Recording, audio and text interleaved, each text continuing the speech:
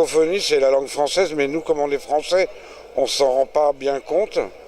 Et cela dit, bon, quand on rencontre des Canadiens, par exemple, on se dit, ah bon, mais moi je fais beaucoup d'instituts français à l'étranger, et là je m'aperçois quand même qu'il y a beaucoup de gens qui apprennent le français. Donc c'est agréable.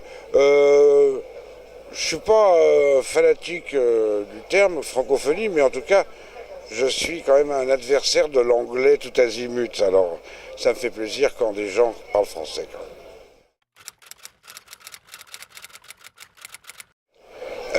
On m'a forcé.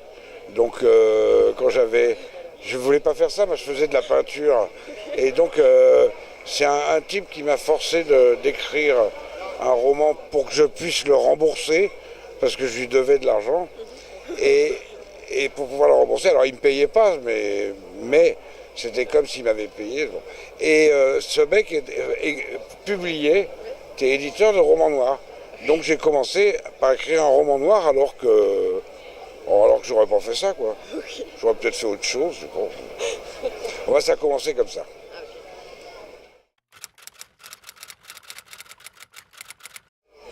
Alors, Thessalonique, je suis arrivé hier soir, de nuit, donc j'ai pas beaucoup d'avis, mais on a été dans un resto super.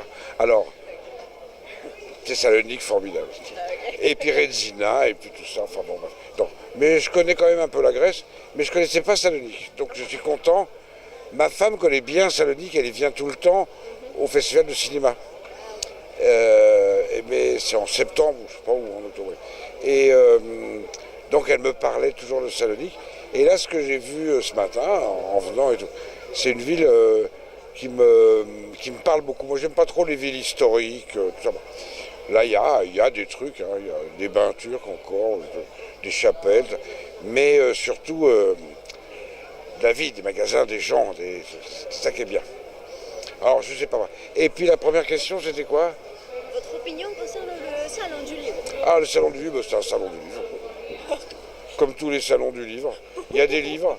Non, il y a un salon du livre qui n'est pas pareil que les autres, c'est celui de Francfort. Où j'ai été, parce qu'à Francfort, on n'a pas le droit d'acheter les livres. Ah, il y a des livres partout, mais les mecs les regardent, les reposent. On n'en vend pas de livres à Francfort. C'est le seul truc différent. Sinon, les salons du livre, il y a du monde là. Il y a une très bonne buvette. Parce que j'ai été dans un salon du livre il n'y a pas longtemps, en France, à Limoges, et il n'y avait pas de buvette dans le salon du livre.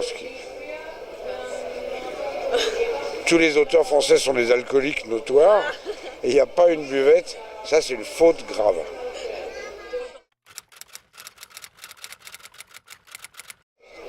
Les réseaux sociaux, non. Moi, je m'en occupe pas. Mais je suis trop vieux maintenant. Je suis plutôt... je suis un vieux con pour ça. Les nouvelles technologies, là, on est tombé dedans. C'est la troisième révolution industrielle.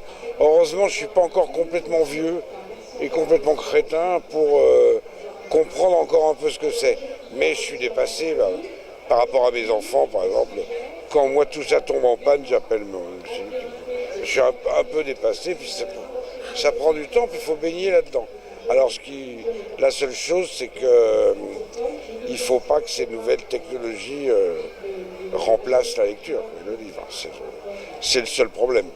Et puis lire sur une tablette, tout ça, moi je suis pas à l'aise, quoi.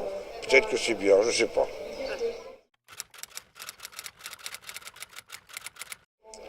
Vivre. Vivre parce que je suis vieux et malade, alors je suis donc vivre. Mais non, une bonne révolution. A good revolution.